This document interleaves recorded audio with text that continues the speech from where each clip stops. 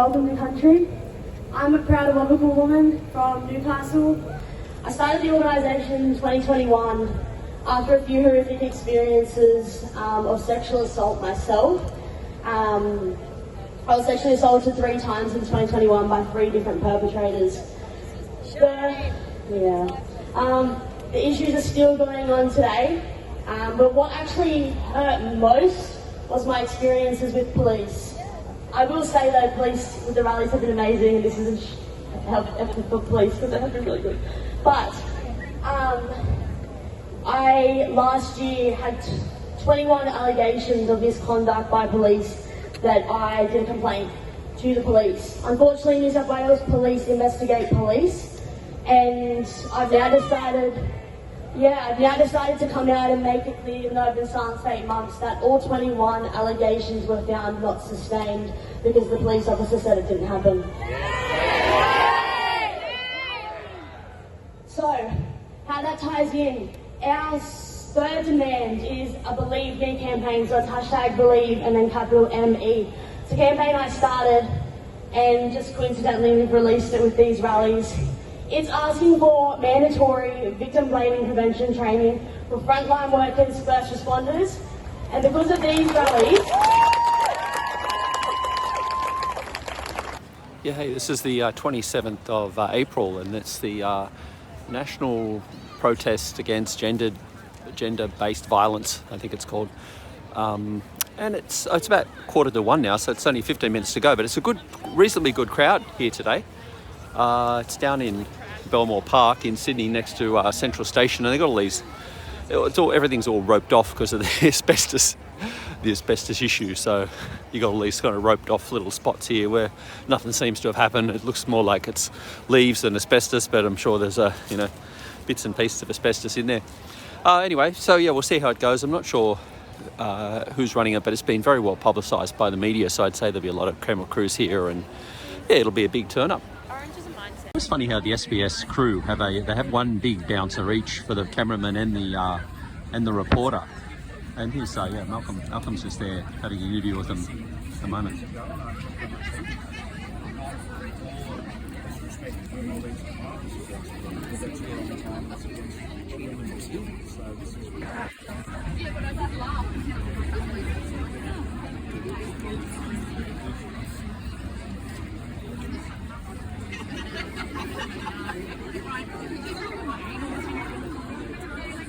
I spotted you as soon as you walked in. I was waving my hands. It had purple and green.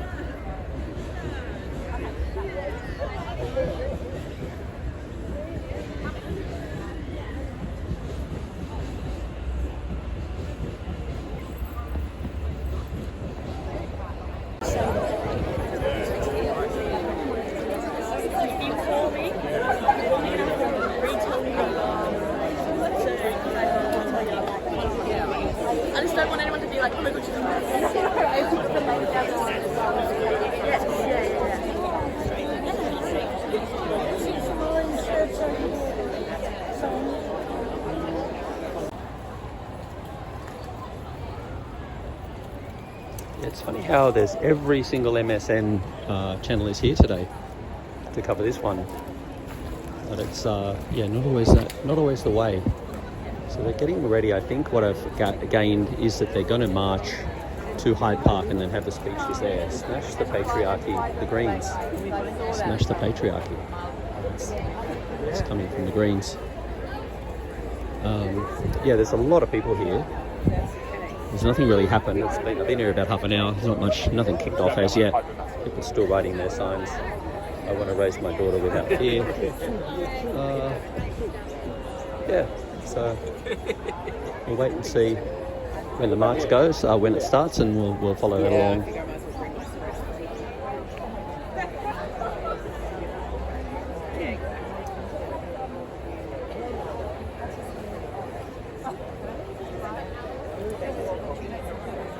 And then loitering right down the back here is Min's. With a few, I don't know what his business, but yeah, he's kind of loitering right at the back, staying out of the limelight a little. And he's got a big minder behind him, I'm assuming. A big dude anyway, looking around. We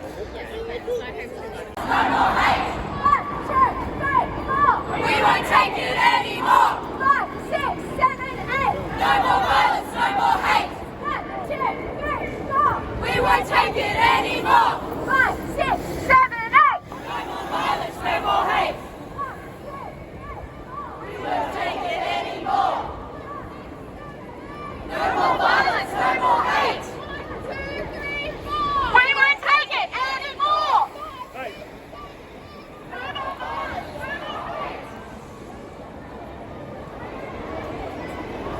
violence, no more hate.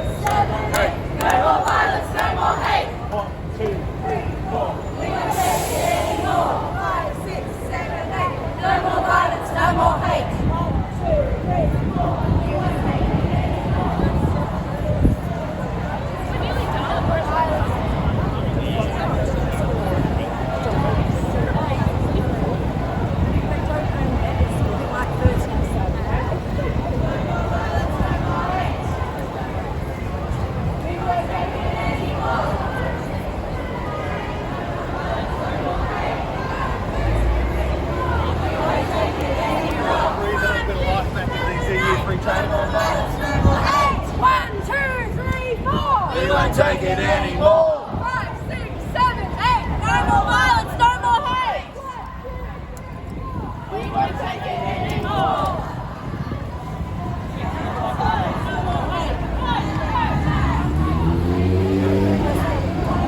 Stand up like that. What do we do? Stand up like that. What do we do? Stand up like that. We don't need to say what do we do?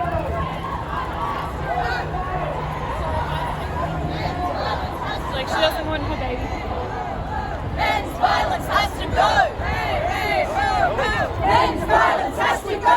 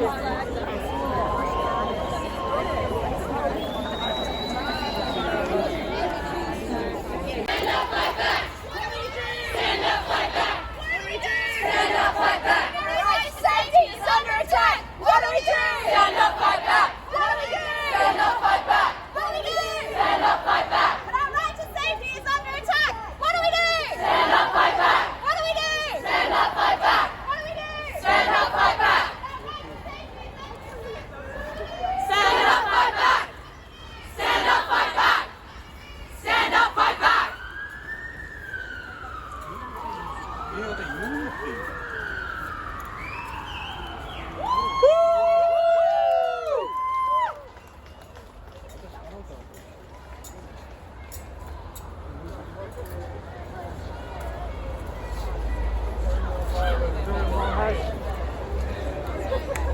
won't take it anymore.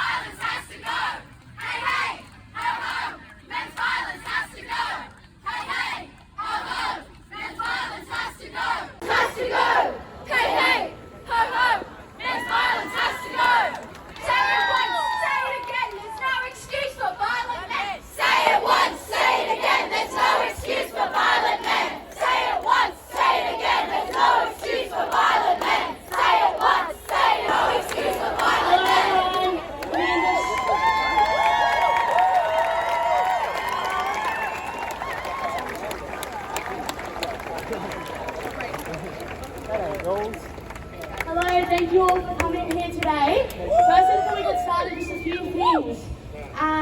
We have an Auslan interpreter here, so if we have anyone that needs to be able to speak, because we don't have a platform, the Auslan interpreter, are you able to help those people get to the front, please, and make a path for them? I know there's a lot of people, but it'd be good as possible. So the Auslan is on the left to everyone. If we can get anyone that needs it to come over to the left side, and please just be really respectful of that. Before I get started, I'd like to first start with an amazing welcome to country from Aunty Yvonne Weldon. If you could please welcome her.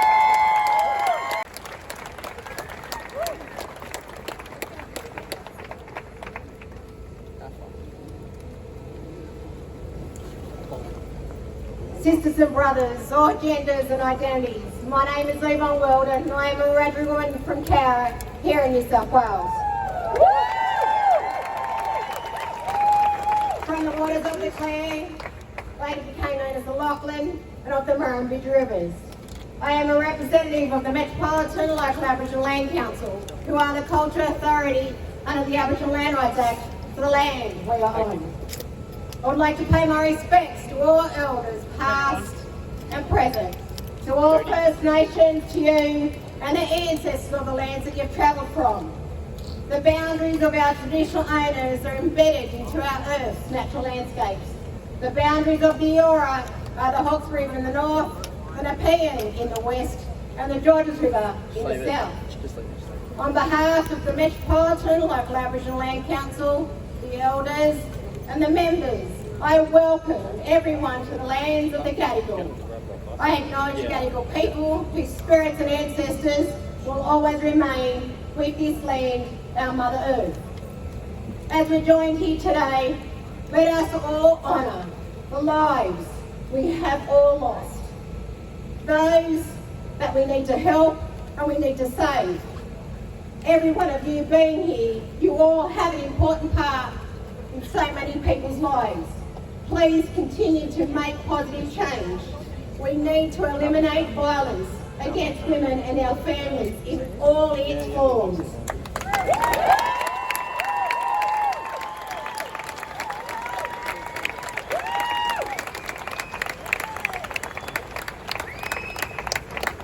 Don't stay silent and accept behaviours that cannot be acceptable. Speak up and speak up loudly. Our lives depend on it.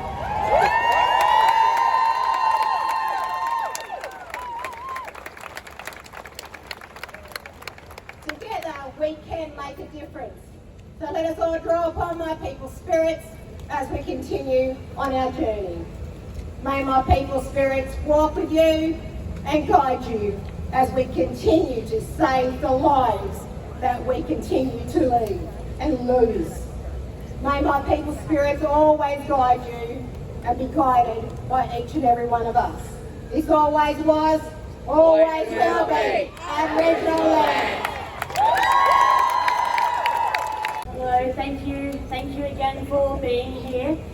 Before I announce Vanessa Turnbull-Roberts to the stage, I was just wondering if any speakers are here that got stuck in the crowd, and we can also help them get to the front. I know there's thousands and thousands of people here today, but we need to at least get the speakers to the front. If you want to hear. So, thank you for being here. Thank you so much, Aunty Yvonne. Thank you for the wonderful welcome to country. I'm a proud Aboriginal woman from Newcastle, New South Wales. I'm the organiser of the rallies with these amazing volunteers here from our city organising group.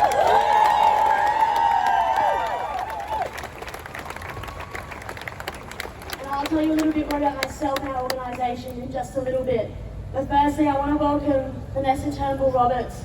She's a proud Bunjalung, Weeaboo woman, an advocate for human rights, lawyer, recently appointed inaugural Commissioner for Aboriginal and Torres Strait Islander children and young people.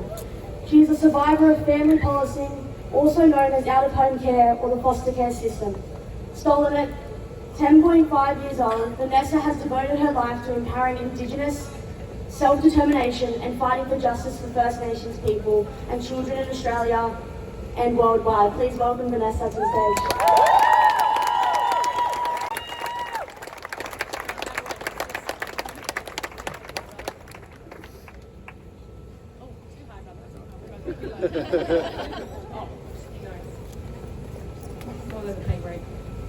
Jimmy Wala Nungali Jugan, Jugan Nungali, Bunjalung Widjabul Waibu, Vanessa Turnbull-Roberts.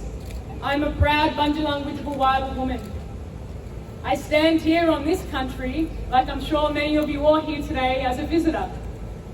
As a visitor on this land, because this is, was, and always will be Aboriginal land. So before I begin a yarn with you all today, I would like to take a moment for not just the 28 lives that we know have been documented. And I say documented intentionally because how many women, children, young people, men, non-binary community members have reported, have gone out to seek justice, have gone out to say, where does my life matter? And it has not mattered.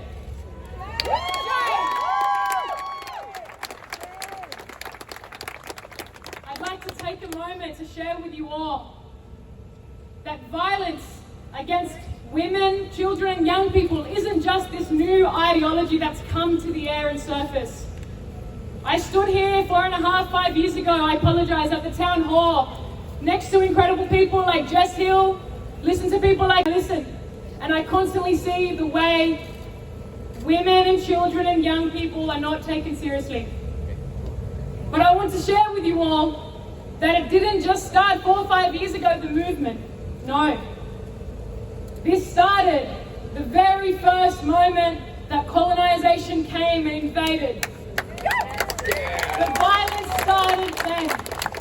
And I want to congratulate you all for coming out here today. I can see a lot of non-Indigenous people. I can see a strong movement of non-Indigenous people saying enough is enough. But what I can't stress enough in this moment as I share with you all today, just how important it is to remember that there is an epidemic violence against Aboriginal and Torres Strait Islander women and children.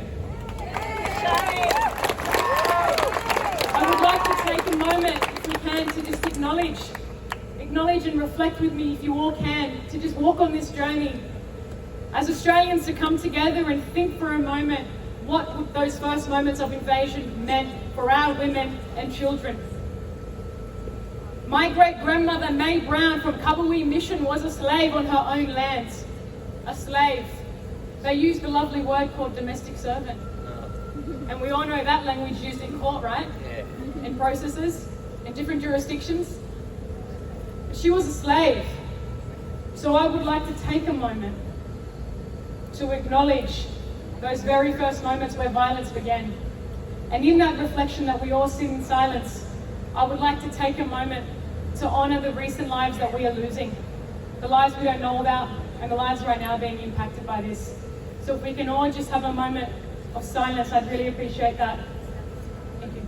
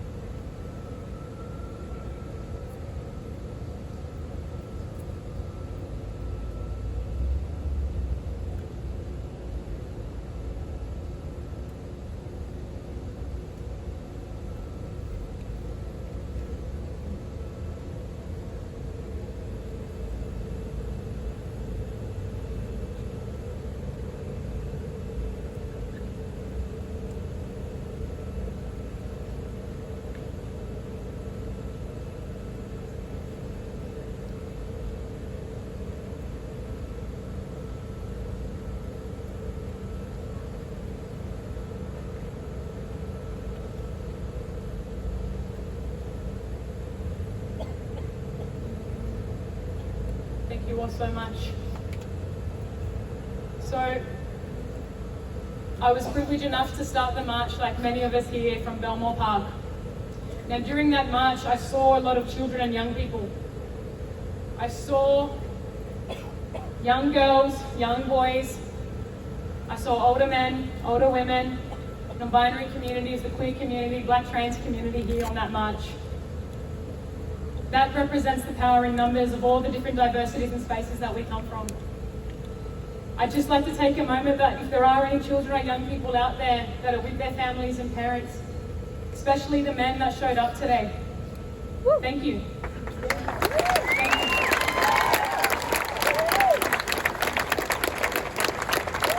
I cannot stress enough how important it is that when it comes to addressing gender-based violence, that we start to understand the different intersections of this violence.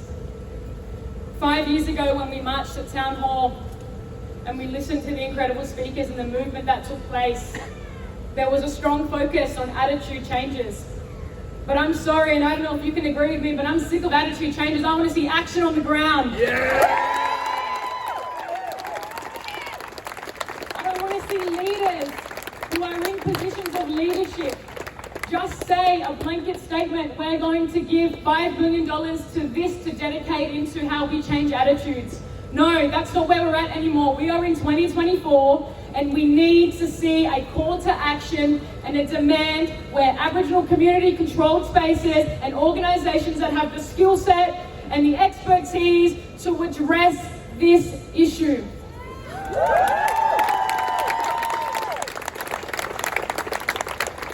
my brothers. I love my sisters. I love my black queer community more than anything.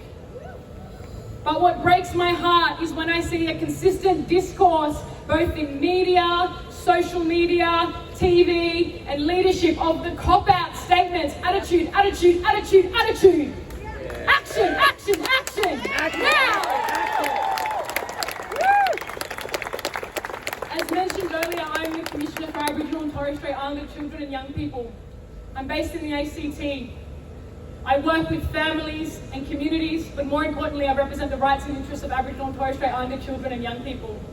I'm a survivor of that very same system that forcibly removed me from my own family. That system that we often don't talk about. Now, whilst we're here today talking about the implications of domestic and family violence, I urge you to learn more about state violence. State violence. I work directly with mothers that call for help, that call the family policing out of home care department welfare system that is meant to be a system that is built to protect our children and young people. I see these mothers calling for help, begging, saying, I just need a hand, I need some help. And you know what response I see more than ever? We'll take your children. Shame! We live in a society where we are punishing poverty and we are not supporting survivors. We are not supporting survivors when they come and instigate that first report. We are not putting enough investment in early intervention and prevention. We are not making sure that when it comes to the voices of Aboriginal and Torres Strait Islander children, young people, and non-Indigenous children, that we're identifying the main causes and issues. The issue of family and domestic violence stems from systemic structures that have put them there in the first place. To my dear brothers and my sisters, we need to see where there is violence or a risk of violence, that there is help for you also. That there is help and that you know that you are entitled to that support. But also, when it comes to victim survivors, we need to start seeing our survivors believed, responded to, and actioned. And then in the same breath, we need to see perpetrators in a place where there can be support provided to end the consistent generational pain and violence that we see. There comes a time where enough is enough, and this is that moment. But may this not be just a moment where we actually come together for a march, and then another 3 years, or probably today or tomorrow, we hear that there is another murder. I don't want to hear that. I want to hear the leadership of this nation step up. I want to see the way community organisations on the ground, organisations like Madjigal and Aboriginal community organisations, have the support provided. All of you here are experts in one way or another because you chose to show up. You're doing a better job than the very first moment a survivor may report. Whether that's reporting to police, reporting to a friend. I had the person who does my eyebrows disclose to me that she's subject to financial abuse. I was just getting my eyebrows done. Often disclosures happen in very unique places, and we need to make sure that we're equipping each other, our children, our young people, to one, know the signs of domestic and family violence, to create safe spaces for disclosures, and to ensure that when we're responding, that we're recognising that it needs to be more than just throwing money into a fast political response because we have to save ourselves for an election or something coming up. None of that. We need to see proper investment, early intervention, training and support. I work in a field every day where I'm visiting the prisons. I see my babies, and yeah, they're my babies and they're my children. Damn straight, just like every child here.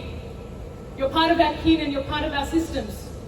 We walk on sacred land and you are a part of that story. You don't lose something by learning more about our culture and well-being, you only gain something.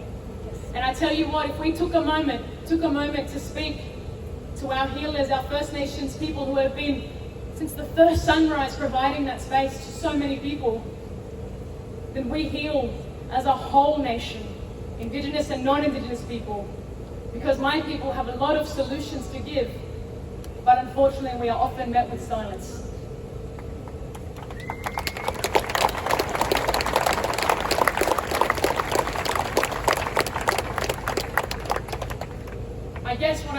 want to finish off with is I can see a lot of children again and young people here. And I just want to say that you are loved, you are cared for, you are protected. And you deserve to grow up in a world that is safe. You deserve to grow up in a world where there is love, protection, and that no matter what, if someone in that family or community is subject to domestic, family, or sexual or any form of violence, that you know that you have a place of safety and belonging.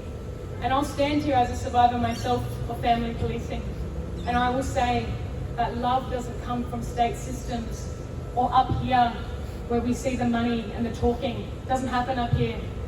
It happens down here, happens in our heart, and it happens with making sure that every single child and young person knows that they matter. And that's why we're here.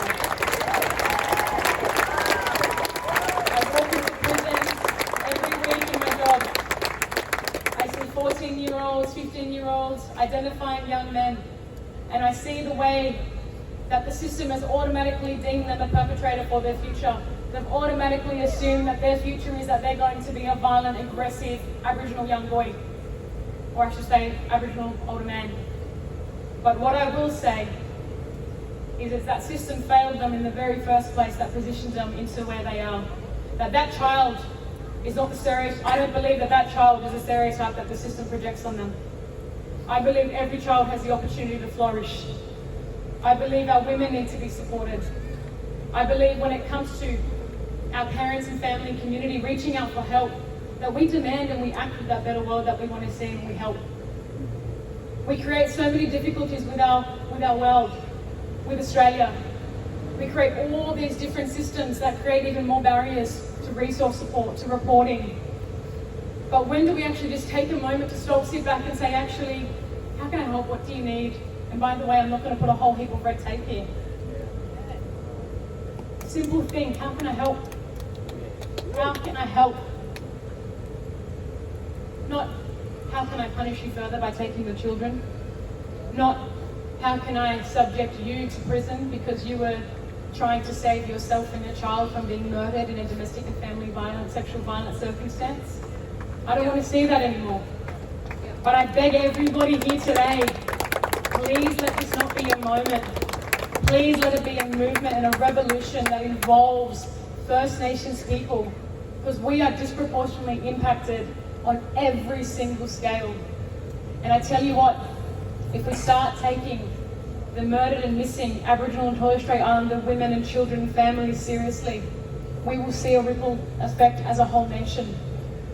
My community, my people, we come from love. That's who we are. We are the first sunrise and the last sunset. And I urge you to look around and look at all these trees. We call it where I'm from, Mother Earth, Grandfather Sun, Father Sky. The land is our mother. Every time we hurt the land, every time we hurt a person, we're hurting each other. So I just encourage you all to take this away. Call to actions on your local governance. Ask the questions. Where is the community controlled funding? Where is the community controlled organisation backing and support? I don't want to hear another politician announce that we're putting, again, 900 million or so much into attitude changes. No, I want to see action changes on the ground for our people, for a better world. We don't have time. It's taking our children and families' lives, all of us together. Enough is enough. Thank you.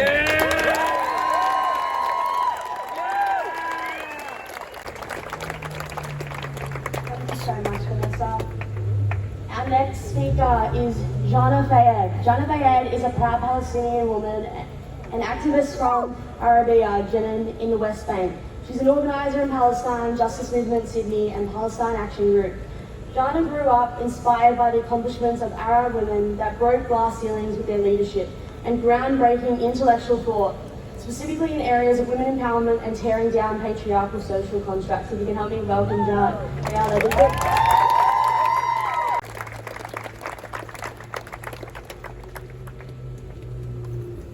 I'd like to start off by honouring the land that we stand on today, Gadigal land, With every day that passes in the Gaza genocide, the grief that Palestinians feel is compounded by the grief that this land bears. With every Palestinian baby massacred by the terrorist state of Israel, I think of every Aboriginal baby that was slaughtered at the hands of the settlers. And with every Palestinian mother that grieves her children being ripped away from her, I think of every Aboriginal mother that lost her babies at the hands of the white settlers. And with every Palestinian child that is kidnapped and killed in detention, I think of all of the deaths of Aboriginal children held in custody that happen till this day. It is a stark reminder for all of us living in this colony that there is a history very similar to Palestine's history, and we all have a responsibility to learn, to spread awareness, and to join in their fight for justice. This always was and always will be Aboriginal land.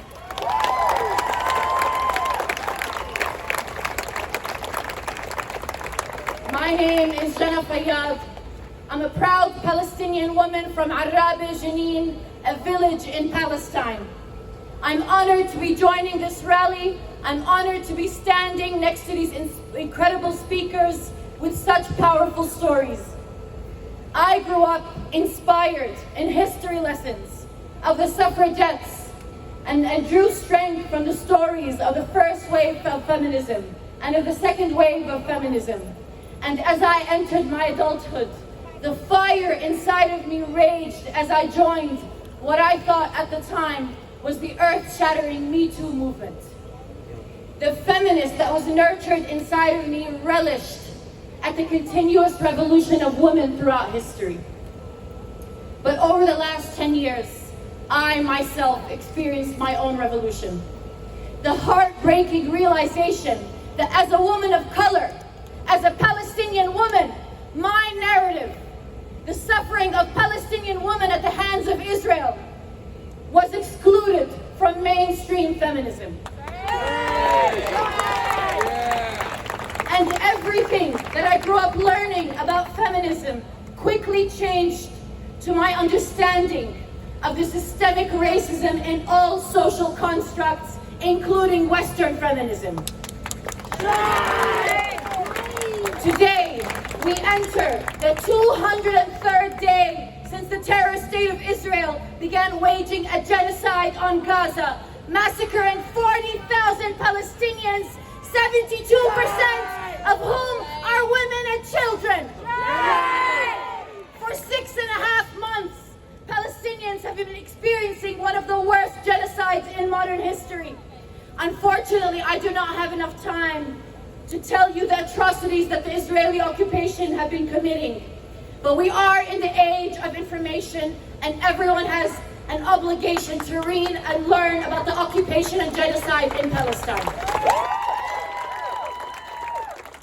But what I am here to talk to you about today is the violent and heinous crimes against humanity that Palestinian women have been subjected to for the last 6 months of genocide and 76 years of occupation. In Israel's genocide in Gaza, women's bodies are battlefields, and in Israel's occupation of Palestine, women's bodies are war zones.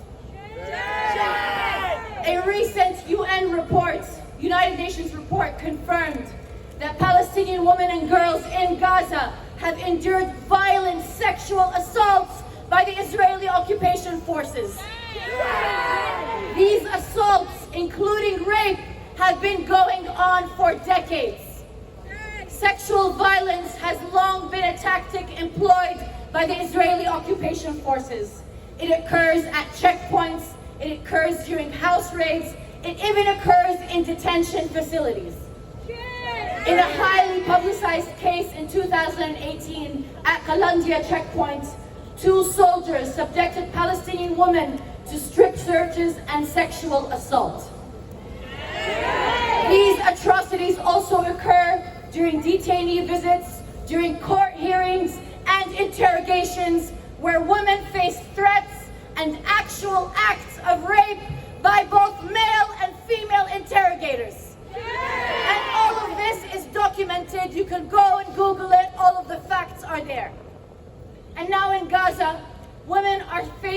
unspeakable conditions. Mothers are quite literally picking up their children in pieces. Pregnant women are undergoing C-sections without anesthetic. They are using tent scraps as hygiene products because Israel has banned aid from entering. Mothers are resorting to using dates to give their babies to suck on because their severe malnutrition has dried up their breast milk. Israeli soldiers have been seen making videos on TikTok as they parade the lingerie of modest Palestinian women after destroying their homes.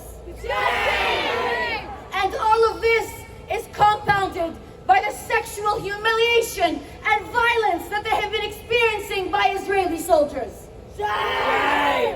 I, unfortunately, could go on for days with examples, like the fact that women are forced to give birth at checkpoints.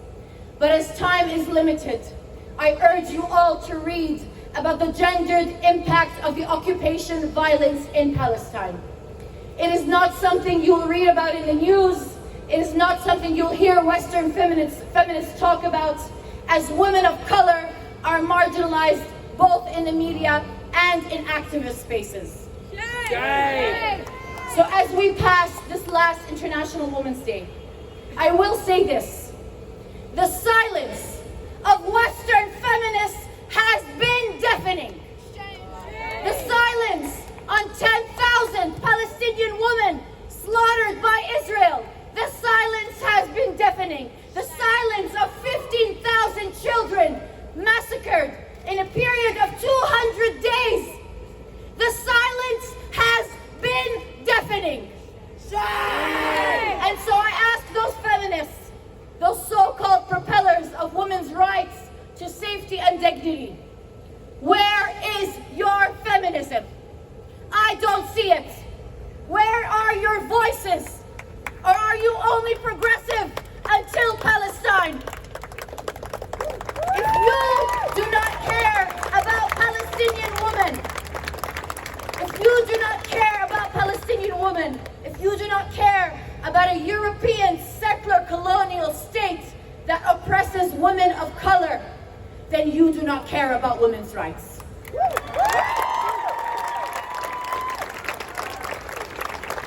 I will end with this.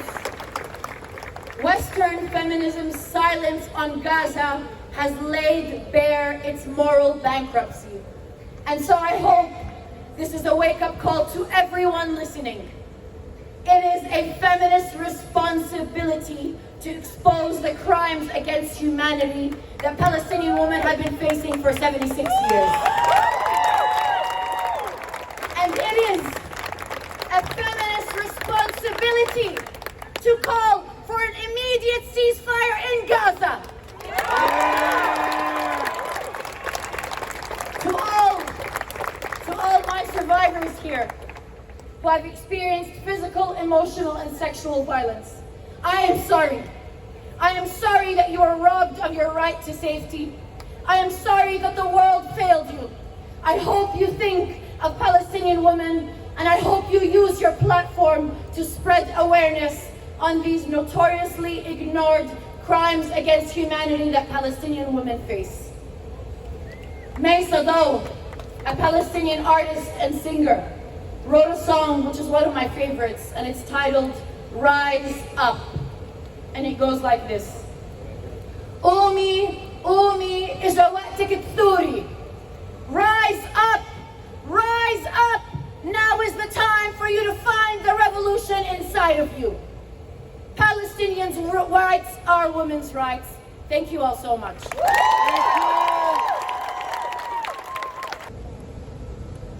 Thank you guys. I wanted to say a few words before we hear the amazing Azura Antoinette.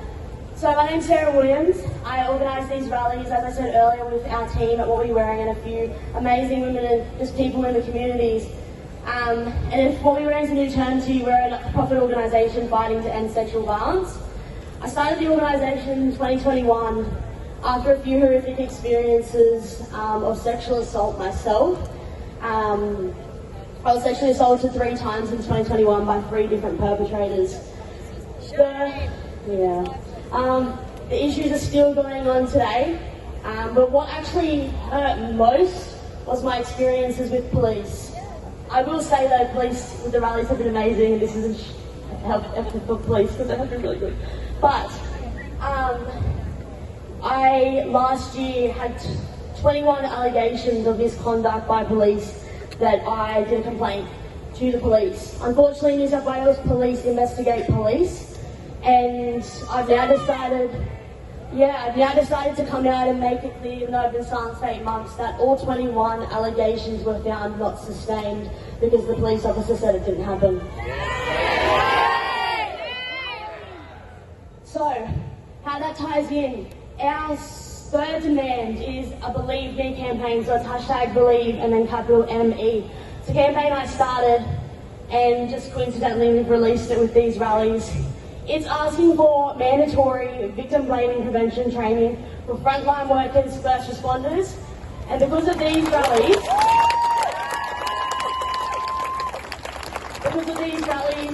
and all the calls on socials, we've been asked quite a lot to add media personnel, and I couldn't agree more. So, victim blaming prevention training, not only for media, we continue to victim blame, police to victim blame, doctors, even our councillors, unfortunately. We need some sort of thing similar to the RSA for, getting your little certificate for bar, where you have to get that certificate before you can become one of those professionals.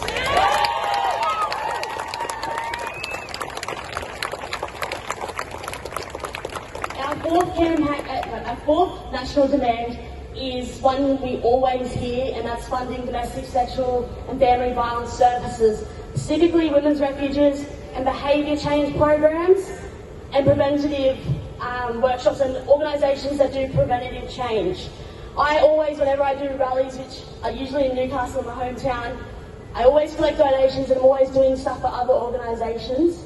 But I decided, even though it scares the hell out of me, today I'm going to actually stand as a woman for my own organisation. I've been running everywhere in Australia for about 4 years now, 40 hours a week, completely volunteer, completely unpaid. And we have, the only way we exist and do our services is because we have over 100 volunteers across the country. We do services such as survivor healing groups that allow survivors to come learn different healing methods. We also go around to festivals all around the country and actually provide safe spaces in festivals. So if you're a festival goer and something happens, you actually have somewhere to go that's not police or the festival staff that have no idea on sexual assault. And as some of you may know, that maybe this organisation's new to you, we do a lot of advocacy on social media, make a lot of noise. Our biggest thing is if we see something wrong, we're going to call it out. So I really ask everyone here today to find an organisation that hits home for you, that you really like, and if you're capable and able to, $1, a coffee, that genuinely helps so much. $1 to our organisation is $1 more than we had, before. So that's good.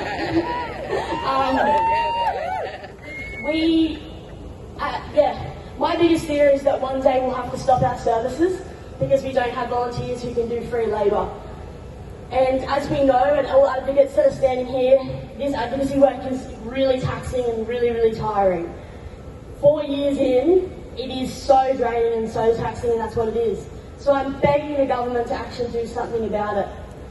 Our fifth demand is sexual assault specialist courts, which I really encourage you to listen to.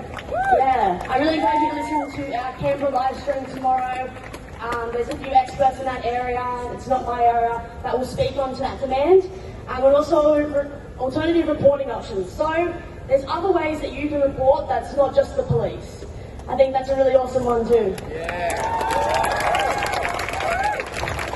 And then the one that's closest to my heart is a beautiful woman in Newcastle, where I'm from, was killed to domestic violence in 2021. Her name was Mackenzie Anderson. and we rallied, and it went completely global, that rally in 2022, sorry. Her mum and I have stayed in contact, and she started a petition where she's asking the media has to wait 48 hours before they post a victim's photo anywhere on social media. This is, of course, unless the family wants it out there or they give their consent and their permission. That's different. There is so many people. We saw it with the Bondi attacks. We've seen it just this week. We've seen it. That's what happened with Mackenzie's loved ones.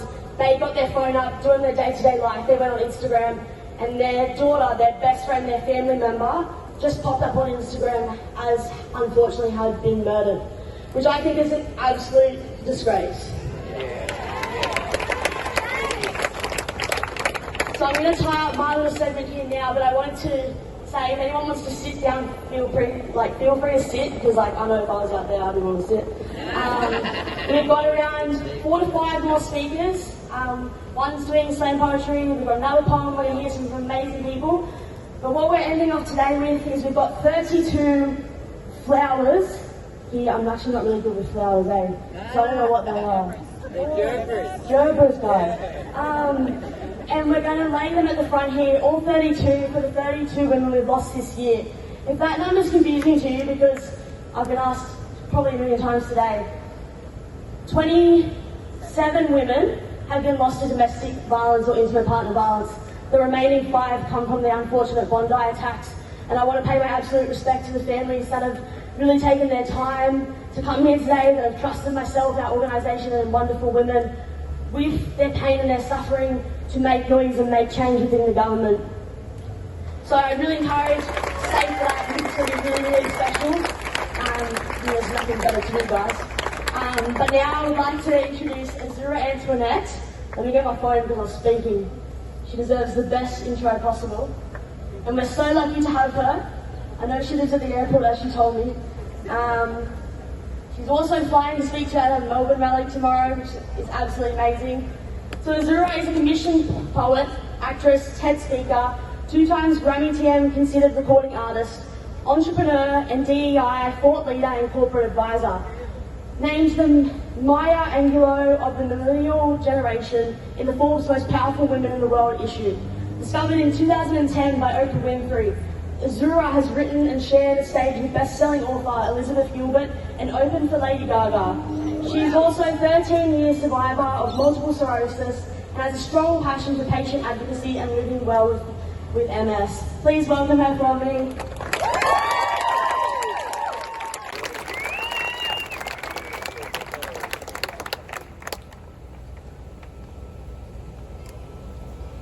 I have a 3-year-old sunshine.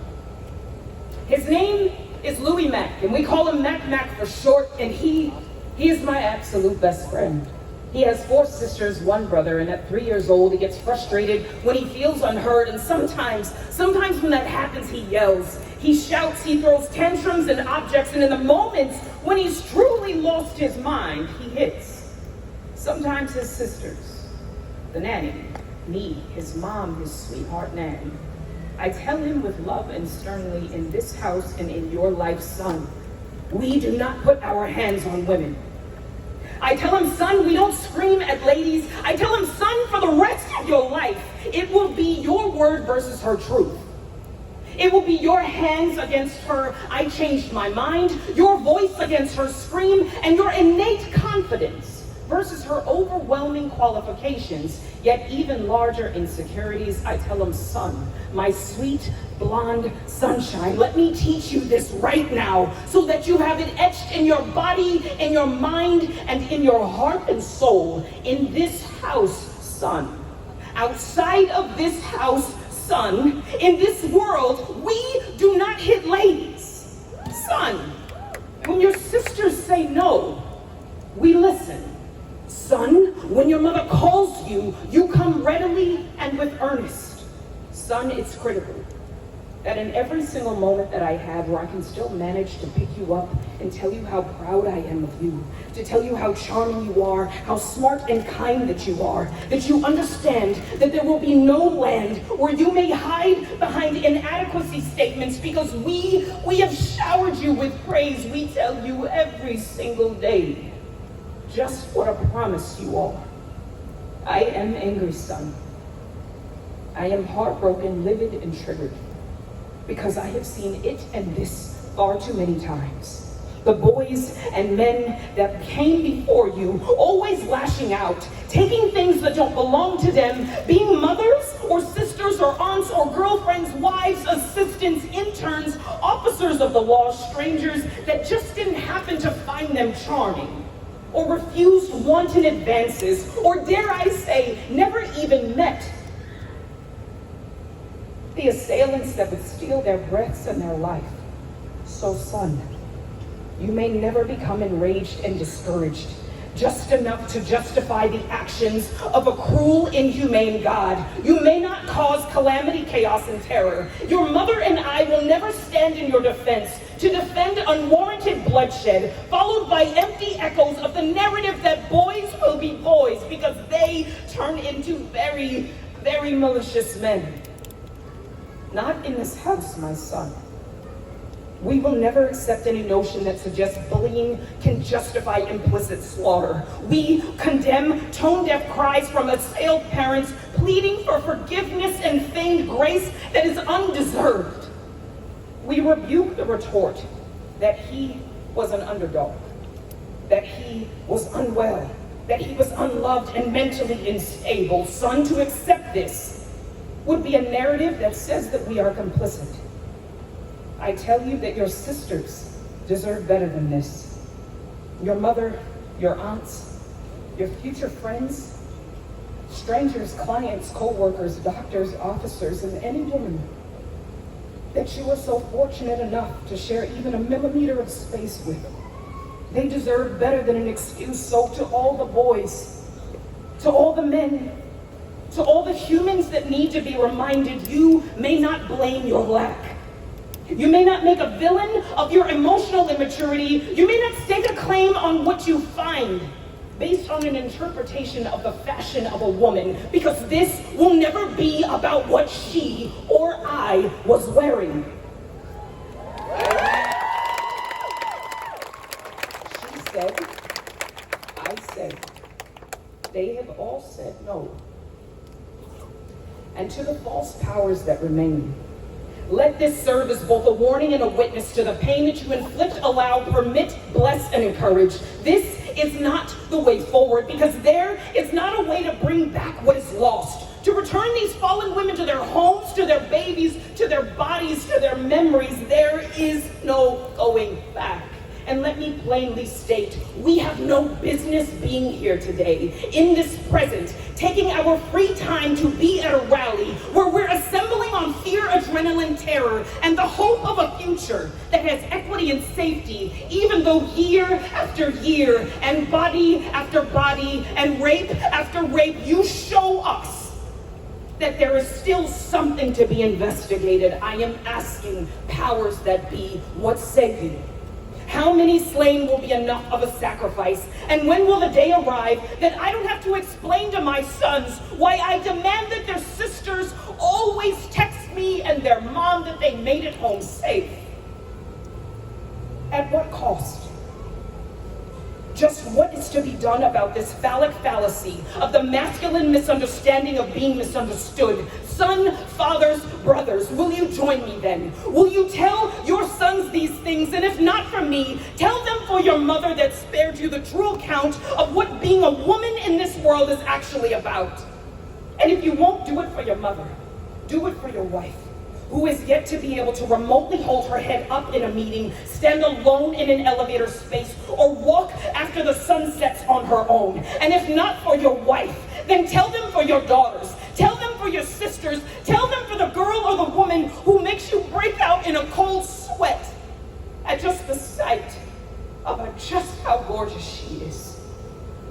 See us, believe us, protect us, champion us, and ask for consent. My son, you will get it every single opportunity that you get. Men, I stand before you in my body and power. I stand before you like many before me, having sexual assault survival, not once, not twice, but 3 times. I stand before you now in the silence of 32 seconds. We're in this uncomfortable pause. We will give space for the 32 women just this year who were not protected.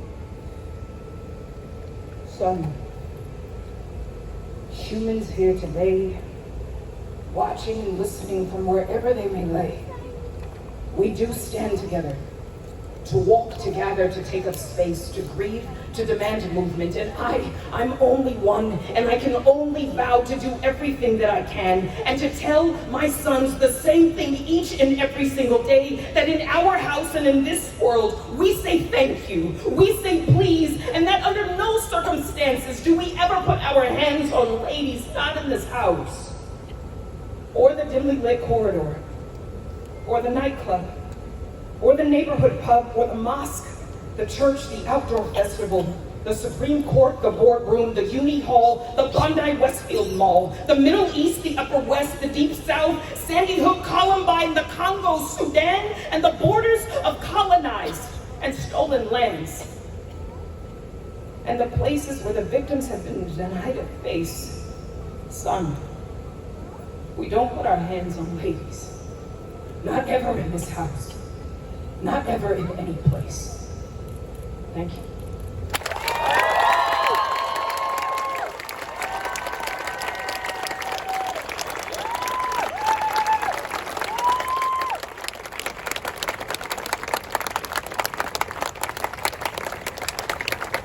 The Gadigal people, and pay our respects to elders past and present. One of the first things I'd like to acknowledge today is that there are a bunch of news cameras and microphones in front of me right now, one of them being the microphone of Channel 7. It is disgusting that the Australian media landscape wants to turn up to this moment to see women beg to deserve to live.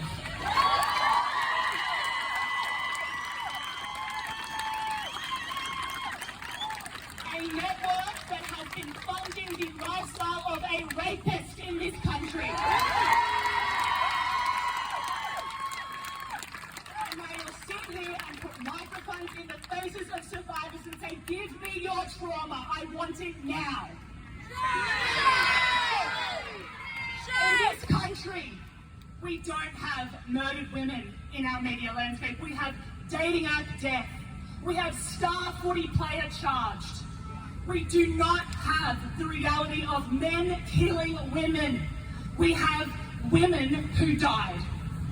We have troubled men. We have former loving husbands, and it is fucking enough.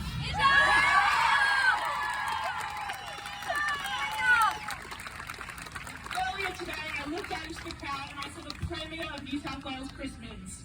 And it is good that there are leaders here. He left halfway through the first speech. And yes, some people will say it is better than a Prime Minister who doesn't say we're lucky not to be met with bullets. But is that the measure? Is that the measure of leadership by men in this nation? Because what we're doing up here is leadership, and what they're doing is leaving as soon as the photo's fucking taken. It is exhausting. We are exhausted.